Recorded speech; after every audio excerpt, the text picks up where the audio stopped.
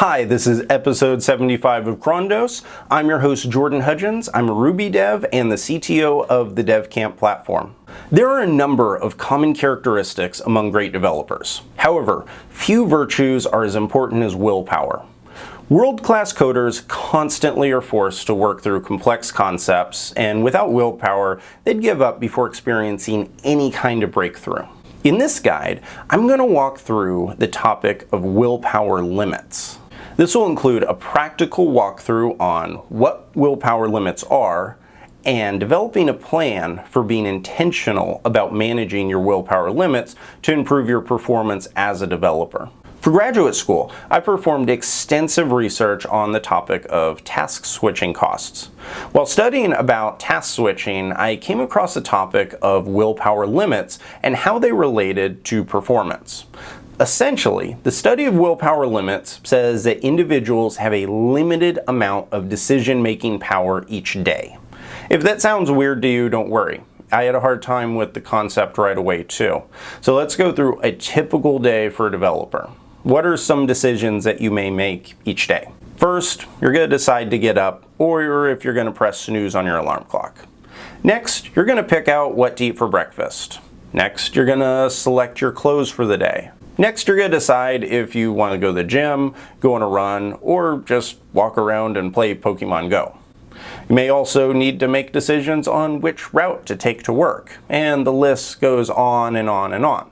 Notice how none of those decision items related to development at all. And in fact, those are all common decision items that you have to make each morning before you even go into work.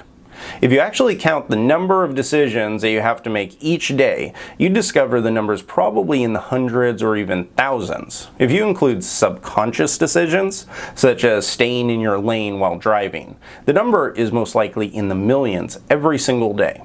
Hopefully, I've helped you see all the decisions that we make daily.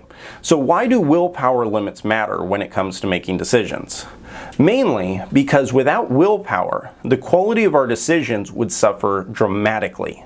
Imagine yourself without willpower for a second. Without willpower, you'd eat whatever you wanted, harming your overall health. You wouldn't study, thus you'd never really improve as a developer. You'd recklessly spend money on whatever popped into your mind, forcing you into debt and probably eventually bankruptcy. As you can see, it's not a pretty picture, which is why willpower is so important when it comes to making decisions. Willpower gives you the self-control to make the right decision, even when it's not the easy or fun one. So with all of that in mind, is there really a limit to the amount of willpower you have each day? I recently went through the book, The Willpower Instinct by Dr. Kelly McGonigal. No relation to Professor McGonigal that I'm aware of. In this book, Kelly presents research and countless case studies that clearly show we do indeed have a limit to our daily willpower. Imagine that your willpower is like a bottle of water.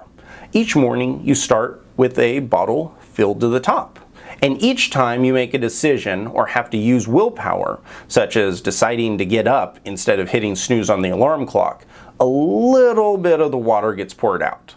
As you go throughout your day, you'll eventually pour out all of your stored up willpower. So what happens when the willpower well runs dry? Typically, it leads to poor behavior, such as procrastination, making bad decisions, and overall just poor performance. If you find yourself experiencing these types of thought patterns, it could very well be due to hitting your own willpower limits too quickly. I know from experience that I typically write my best code in the morning when I'm fresh, whereas I find myself running into more development bugs when I work later in the evening. When I realized this pattern, it made me believe even deeper in the concept of willpower limits and how they can negatively affect my own personal performance. With all this in mind, the concept of saving up our willpower reserves seems like a pretty important concept. Let's go back into the water bottle analogy. If you were in a desert and you had a limited supply of water, what would you do? I think the obvious answer is that you would only use the water when it was needed. So if we treat our own willpower like a precious resource, it'd make the most sense to use it on our most important tasks each day. What's a practical way of doing this? Let's walk through a simple but practical example. If you watch this show regularly, you may have noticed something.